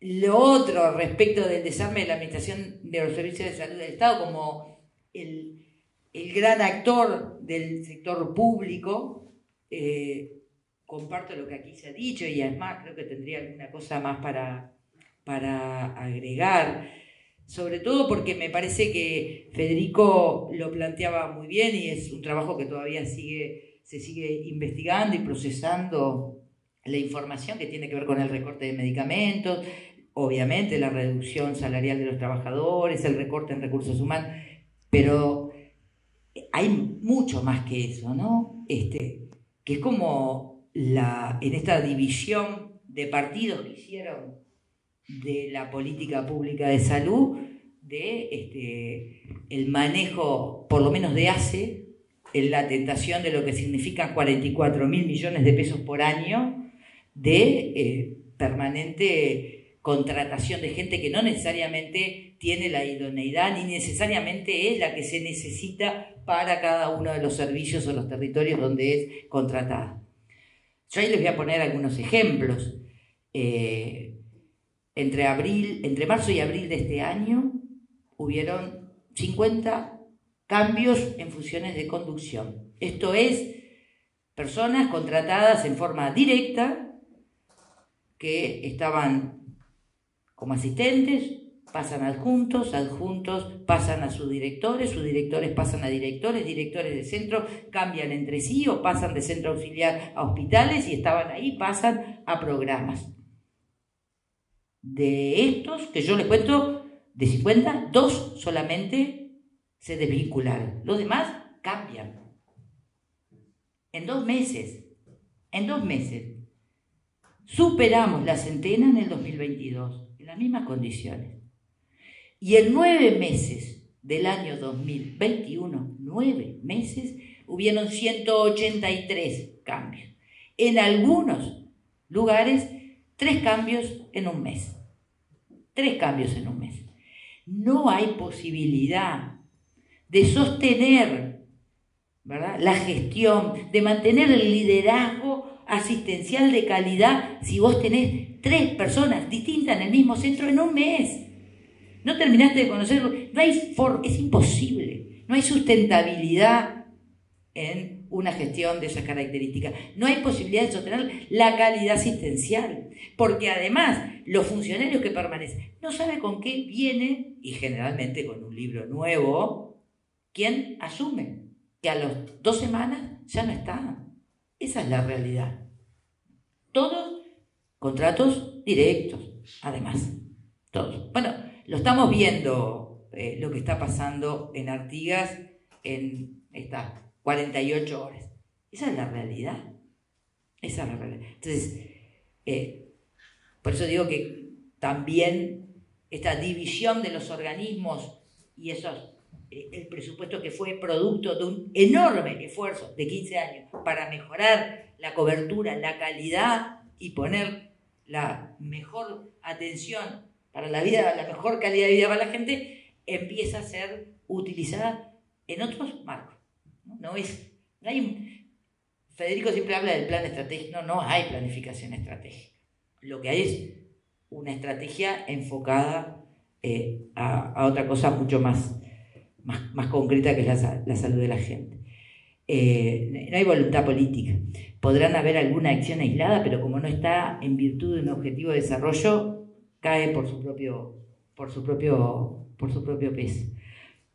Respecto de lo comentaban acá en el tema de los medicamentos, acá ponen 3 explicaciones, en realidad fueron 6, porque a medida que se iban poniendo en cuestión iban apareciendo nuevas, ¿no? Primero se iba a privatizar, después se iba a mejorar la logística porque era un problema de los funcionarios en la distribución, después porque era el incendio del laboratorio fármaco, después era un tema de cambio de software y después era el laboratorio en la Argentina y después era un problema claro, es decir, las que quieran a medida que fueran surgiendo a partir de evidencia, de alguna forma demostrada la falacia.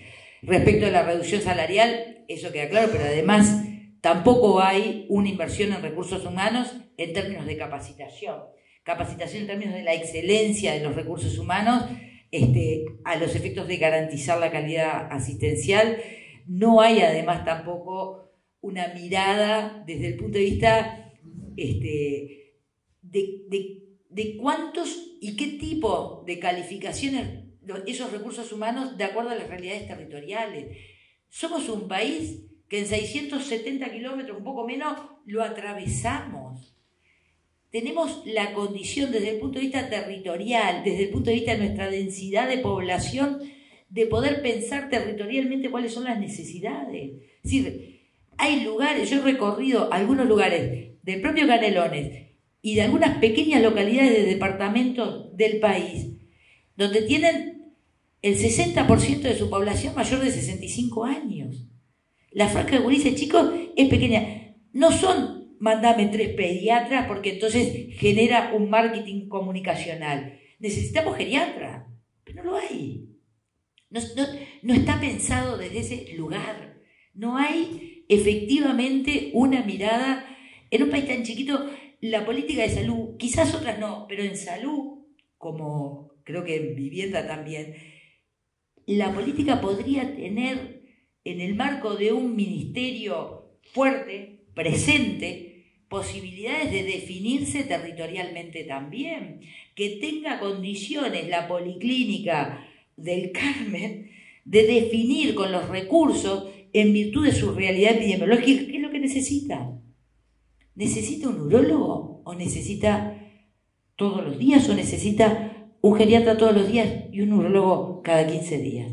¿No habrá que buscar las formas de que efectivamente pueda resolver esa comunidad y esos profesionales en virtud de su... Eso es descentralizar con capacidad de decisión y no solamente desconcentrar. Yo creo que tenemos las condiciones como país para hacer eso. Eso implica obviamente pensar también en los recursos humanos, ¿no? Y en las asimetrías que tenemos. La concentración en el sur de los recursos humanos y cada vez menos, ni que hablar hasta el Río Negro, pero del Río Negro para el norte, lo conocemos bien quienes de ahí provenimos y todavía tenemos las... Porque no hay estímulos materiales, reales y concretos que permitan revertir esa situación.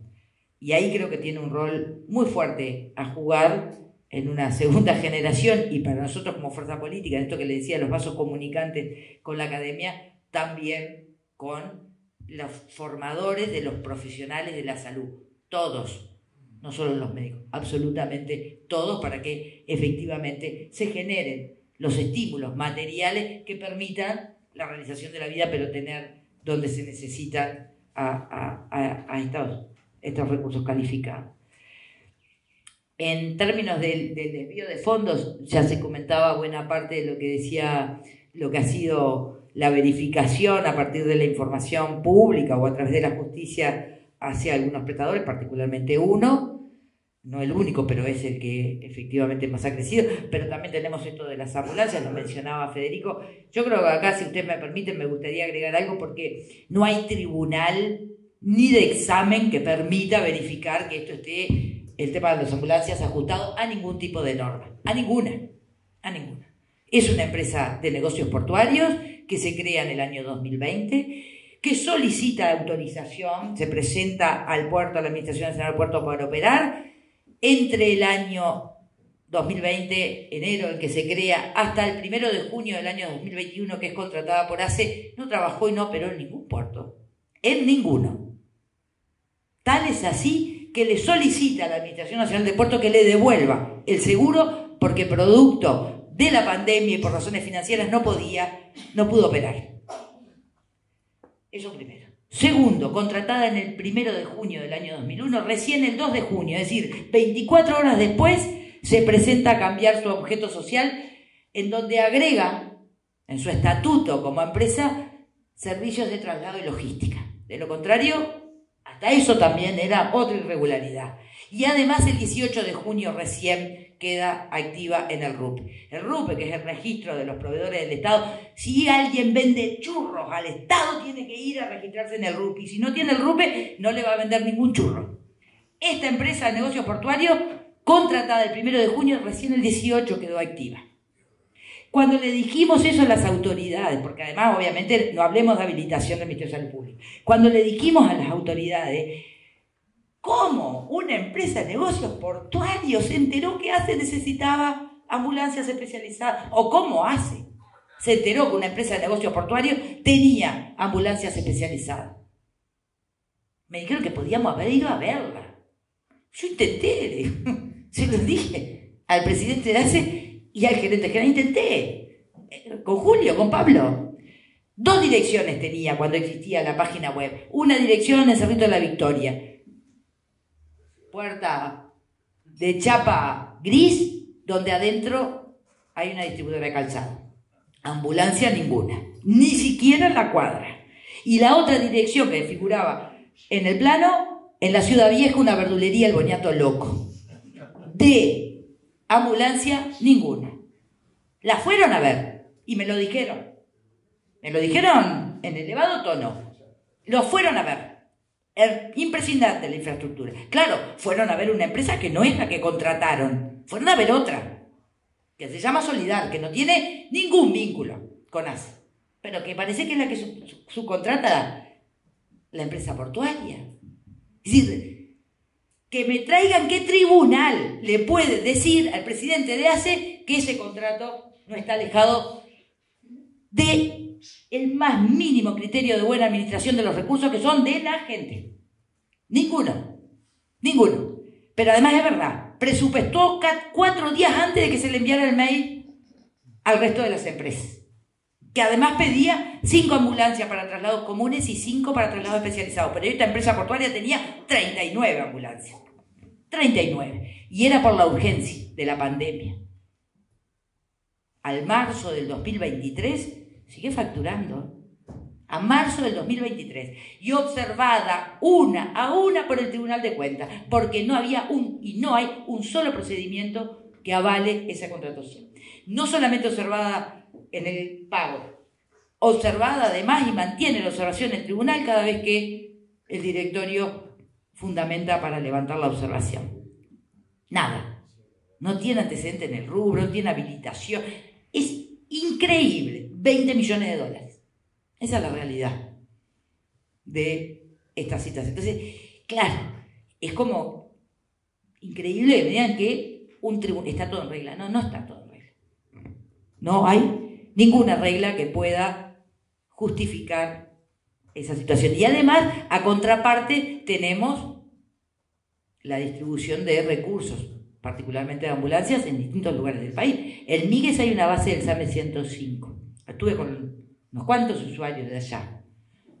Accidente en la vía pública, en Míguez, la gente contentísima. Porque es verdad, es un recurso importante. Más en aquellos lugares donde no las rutas la atraviesan. Accidente en la vía pública, llamaron al 105, al 911, lo fueron a buscar, no lograron mover la ambulancia para auxiliar a la persona que estaba accidentada en la vía pública. No se pudo.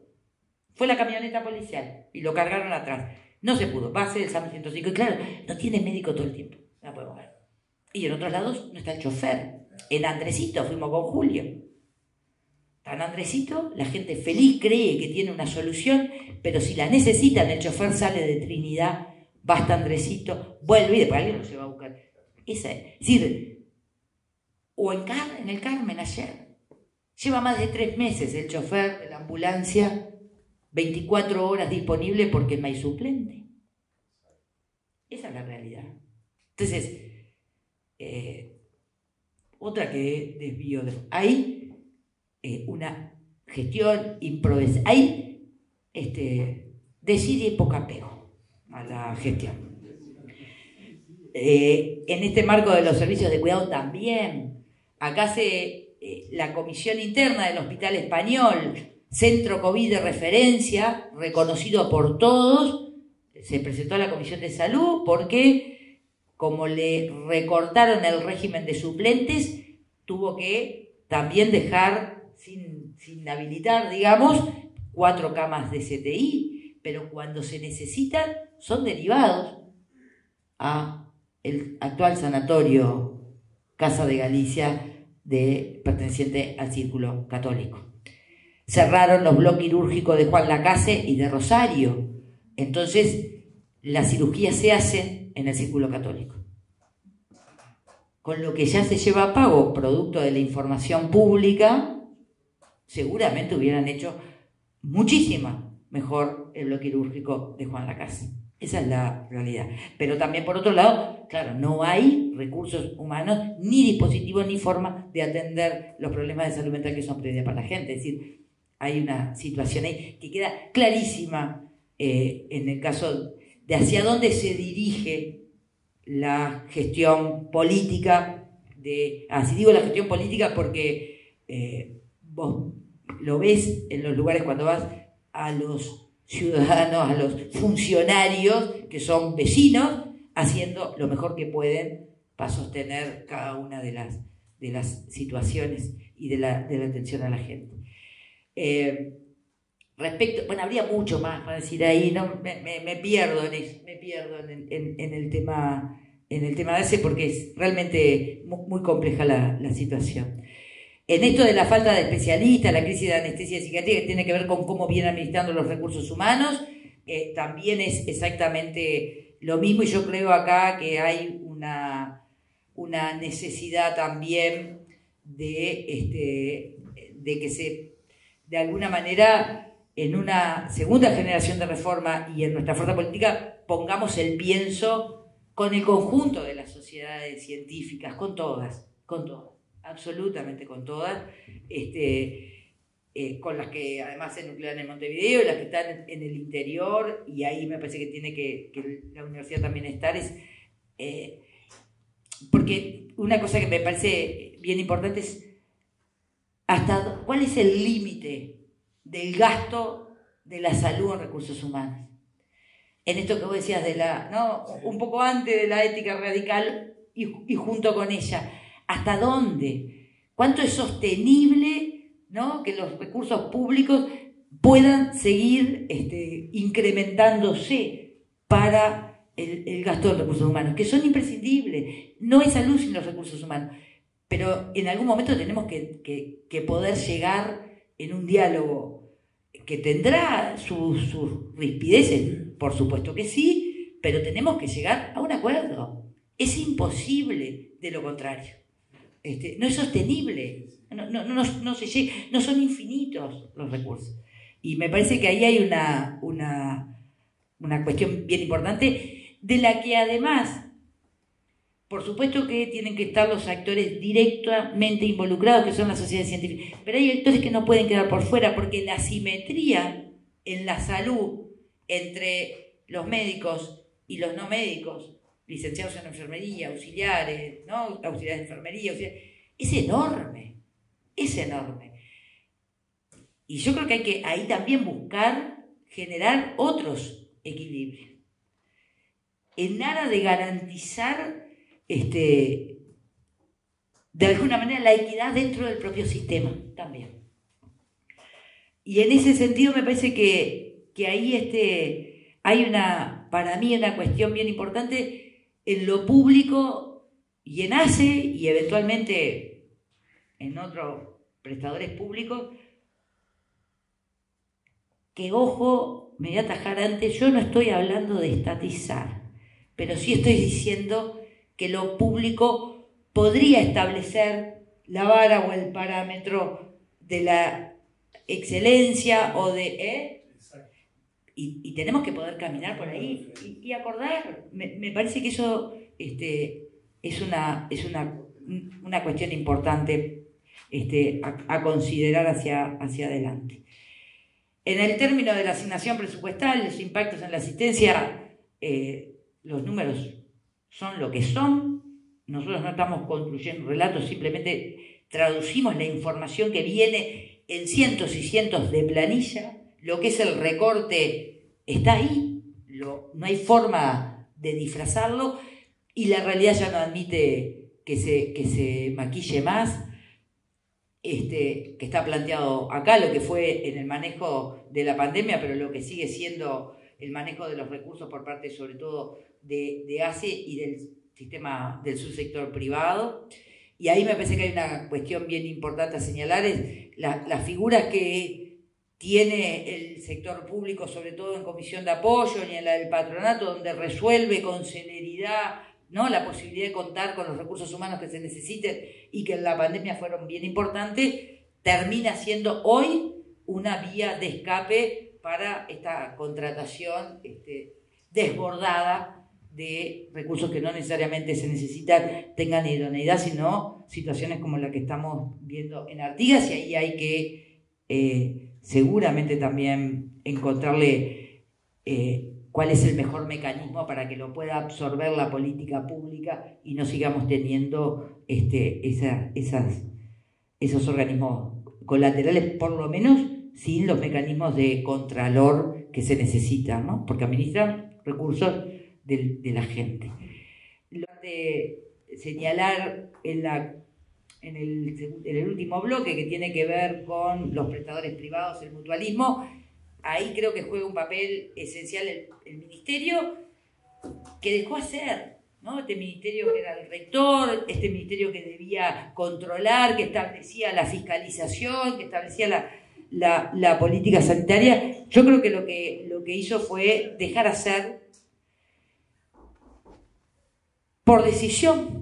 No es un tema solamente de que ahí no creo que sea un tema de recorte presupuestal, creo que hay una definición política de dejar hacer que tiene que ver con esta perspectiva ideológica de cómo tiene que resolverse el tema de la salud y el posicionamiento frente al sistema. Y creo también que ahí hay, en ese dejar hacer, algunas cosas de las que nosotros tenemos que rever y mejorar, que tiene que ver con el fortalecimiento y la legitimidad de los actores que tienen que estar sentados en alguno de los organismos, como el caso de la JUNASA, y estoy pensando en los trabajadores y en los usuarios. Porque el tema de la participación, sobre todo de la participación de la sociedad civil, ha sido una constante en todas las políticas que la tenían establecida en su génesis, en su normativa, digamos, y en su definición política, fue corrida, fue ignorada.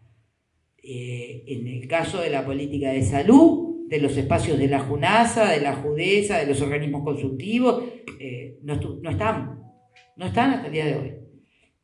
Los que siguen son los que porfiadamente siguen creyendo en el derecho a reclamar y a proponer lo que entienden que resuelve sus problemas. Y se sostienen sobre la base de los colectivos chiquitos o medianos que lo tienen detrás. Lo mismo que sucedió en la educación, cuando se cambian, ¿verdad? Desaparecen los consejos, lo mismo en vivienda cuando desaparece la COAVI. Es decir, de aquellos espacios de elaboración colectiva con actores de la sociedad civil con distintos niveles de organización, fueron corridos. Y en el caso de la salud, también. Y creo que ahí tenemos nosotros, yo estoy convencida de eso, la necesidad de incorporarlos para fortalecerlos, para legitimarlos. Y eso implica que hay que poner recursos. Hay que formar, hay que abrir la cancha. No es cualquiera, pero lo tiene que hacer. Y lo mismo los trabajadores. Y lo decía en el seminario que hizo la FUS cuando los 15 años del Sistema Nacional Integrado de Salud el año pasado, que yo creo que a lo mejor también hay que dar un paso más y habrá que discutirlo, pero los prestadores, y capaz que también usuarios y trabajadores tienen que estar. Y esto no implica relegar quienes tienen que tomar las decisiones, ni implica perder poder, implica la posibilidad también de ser parte, por lo menos, de algunas definiciones. En las consideraciones que corresponda, pero tener acceso a la información, poder proponer y controlar, también es mucho, no necesariamente solo estar en la toma de decisiones. Así que me parece que por ahí hay una cuestión importante. Y en esto de las crisis del mutualismo creo que también hay cuestiones que tienen que ver con que estos actores no hayan tenido el peso suficiente y el reconocimiento por parte de las autoridades políticas, digamos, ¿no? En el caso particular de Casa de Galicia, que es uno de los casos que se menciona, pero también tenemos que recordar a Comet en 33, o la situación compleja que vive el Camoúl, no es la misma que la de Casa de Galicia, pero hay una situación compleja. Yo creo que ahí también en la inacción de los organismos como la JUNASA juega el tema de los actores o los que no estaban o los que estuvieron pero restringidos en su posibilidad de incidencia. Y en el caso de Casa de Galicia me parece que una cuestión que hay que señalar es tal es la importancia del Estado en esto, que durante los 15 años de gobierno Frente Amplio también hubieron instituciones que tuvieron crisis, no tuvieron este desenlace. Se buscó otros caminos, como lo fue el de Pasa, ¿verdad? Con el CMI, o el de Grenca, creo, ¿no? El de Grenca era con la Asociación Española. En este caso hay una voluntad política que tiene que ver con una consideración, una perspectiva ideológica, y por lo tanto el dejar hacer y la omisión y la acción de esa omisión, ¿no? Esta la pregunta de acción o omisión. Bueno, hay una decisión también en ser omisos o en dejar hacer a otros que termina con esta situación en Casa Galicia. Nosotros, y lo quisiera remarcar rápidamente, es cómo Frente Amplio llevamos propuestas, una que tenía que ver con la perspectiva general, si eventualmente esta situación concursal se diera por parte de otros prestadores privados. Presentamos un proyecto de ley donde el Ministerio de Salud Pública sí o sí tiene que ser convocado y tiene que accionar para garantizar la continuidad asistencial y encontrar soluciones. No tiene vuelta. Ese proyecto de ley está en el Parlamento, dormirá el sueño de los justos, pero vamos a seguir bregando para que efectivamente se apruebe. Nos parece que establece otras condiciones. Presentamos otro proyecto de ley para que Casa de Galicia, preservando la infraestructura en una perspectiva de polo estratégico sanitario para esa parte del departamento y del área metropolitana, pero además manteniendo las fuentes laborales, pudiera ser adquirido por ACE, porque además el Estado era el principal acreedor, y además no solamente ACE solo, ACE eventualmente en acuerdo con también los prestadores privados. Los socios de Casa de Galicia se iban a atender en el mismo lugar, iban a seguir teniendo su médico, su enfermero, el administrativo, el auxiliar de farmacia, pero además en su casa, honrando su memoria, su trabajo, su legado, y además todo lo que ACE ya estaba invirtiendo se iba a seguir atendiendo en las mejores condiciones. Era hasta de sentido común. Y no fue considerado, para nada.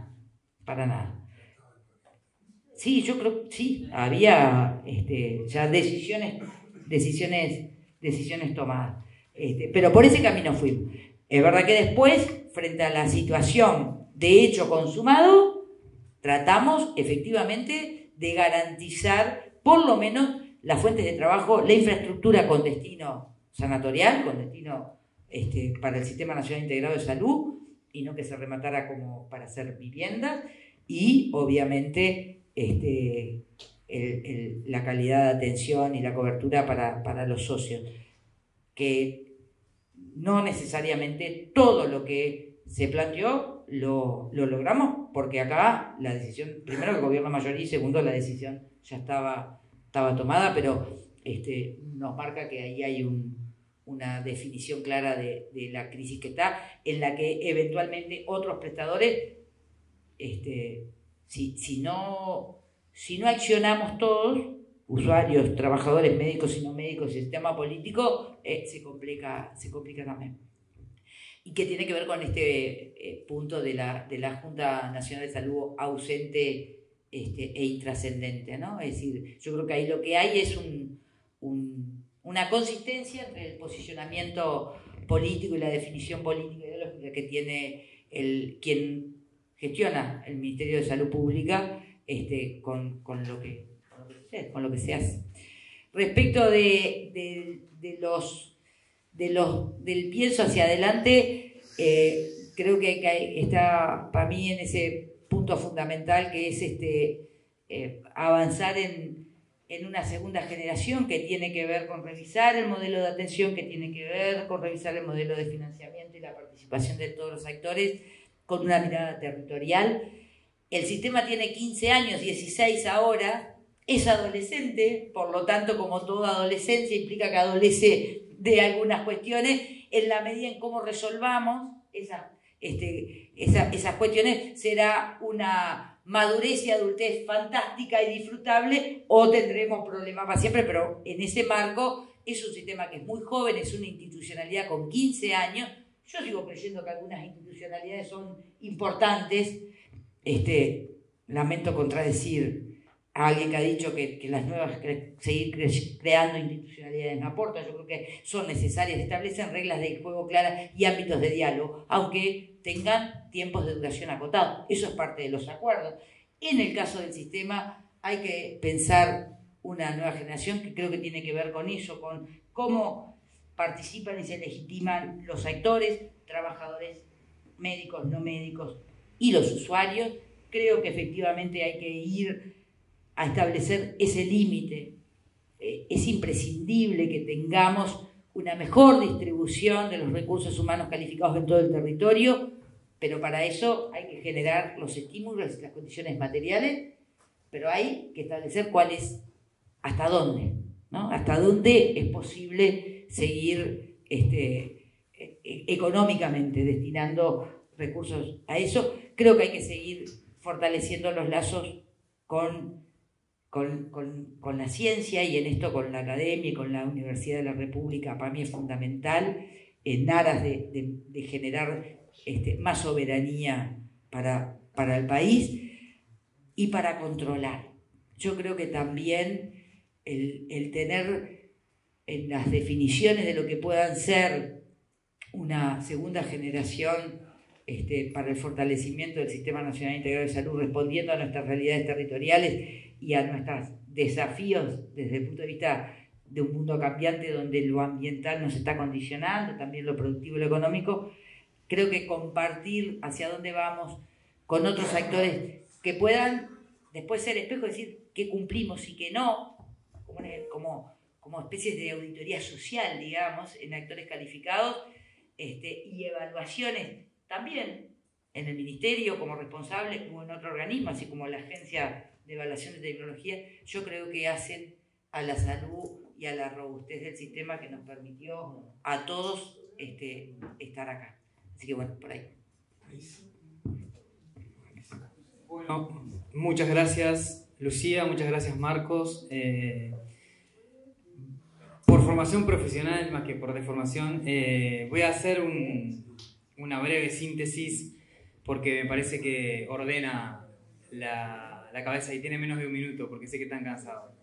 Primero, que nos deja la gestión del ministro Salinas a 3 años de iniciada. Nos deja una crisis mutual, nos deja una gestión de la pandemia con una alta mortalidad y con una mirada al menos muy parcializada y hemipléjica.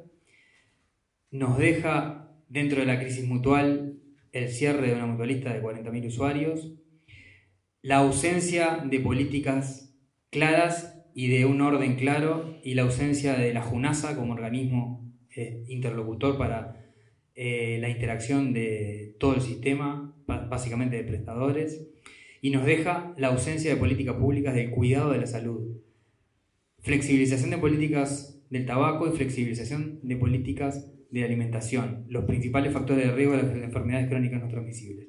Estas 5 cosas nos deja un legado, un ministro a sus 3 años. ¿Qué nos deja la gestión de Cipriani a 3 años? Nos deja el desarme estructurado de ACE, la tendencia al gasto en el sector privado, irregularidades por todo tipo, clientelismo político, y nos deja la ausencia de un plan estratégico. Estos 5 puntos, y entre otros, nos deja la gestión de hace 5 años. Como equipo supongo que recogeremos el guante y pensaremos para adelante. Primero, diría una etapa de reconstrucción, y segundo, una etapa de segundo proceso de reforma que será necesario, pero para eso todavía nos quedan 20 meses para seguir trillando todo el país y también llevando información a la gente y recogiendo los sentimientos y la propuesta de la gente. No sé si alguien quiere hacer algún comentario, alguna pregunta, alguna reflexión. Hay gente acá que digamos, puede hacer aportes significativos. Sé que es tarde, sé que estamos todos cansados. Les agradecemos a todos por venir, pero bueno, si alguien quiere compartir alguna reflexión o algo, también son bienvenidos cualquier tipo de documento, de aporte, porque evidentemente estamos en un proceso que va a seguir y muy hacia adelante. Y bueno, gracias por la atención todo este tiempo. Y vamos a repartir, Jorge, lo vamos a subir y enviar el link, pero ya pedimos que a la gente que se anotó en la planilla también le enviemos el documento. Muchas gracias. No sé si alguien quiere hacer un comentario.